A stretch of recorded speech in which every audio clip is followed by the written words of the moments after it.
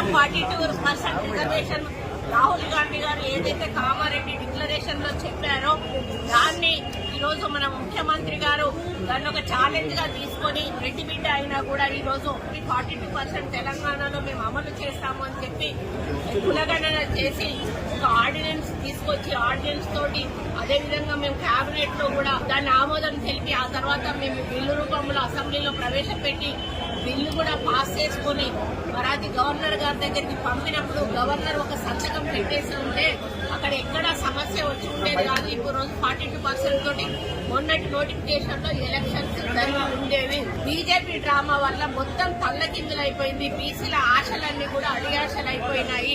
మరి వాళ్ళు అసెంబ్లీలో మద్దతు చెప్పారు, బయటికి పోయినాక తోక జాడిచ్చారు. మేము హైకోర్టులో వేస్తే హైకోర్టులో కౌంటర్ వేస్తారు, సుప్రీంకోర్టులో వేస్తే సుప్రీంకోర్టులో కౌంటర్ వేసి ఈ రోజు ఆ బిల్లు పాస్ కాకుండా చేసి బీసీలకు అన్యాయం చేశారు. దీనికి ఎందుకు అడ్డుపుల వేయాల్సిన అవసరం ఉన్నది? అంటే బీసీలు మనుషులు కారా?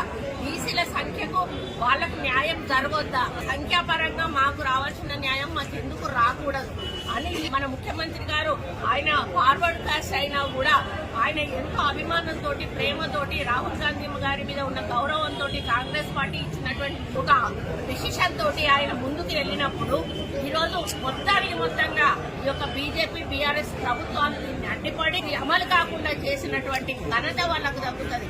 ఈ రోజు బీసీల పాపం వాళ్ళకు కొట్టుకుంది. ఎందుకంటే వాళ్ళు మీ కోర్టులో ఉంది, మీరు మాట్లాడండి, ప్రధానమంత్రితో మాట్లాడి అది అమలు చేపిస్తే మీకే వస్తుంది క్రెడిట్, మీరే తీసుకోండి, మాకేం అభ్యంతరం లేదు. కానీ మాకు బీసీలకు మాత్రం 42% కావాలి.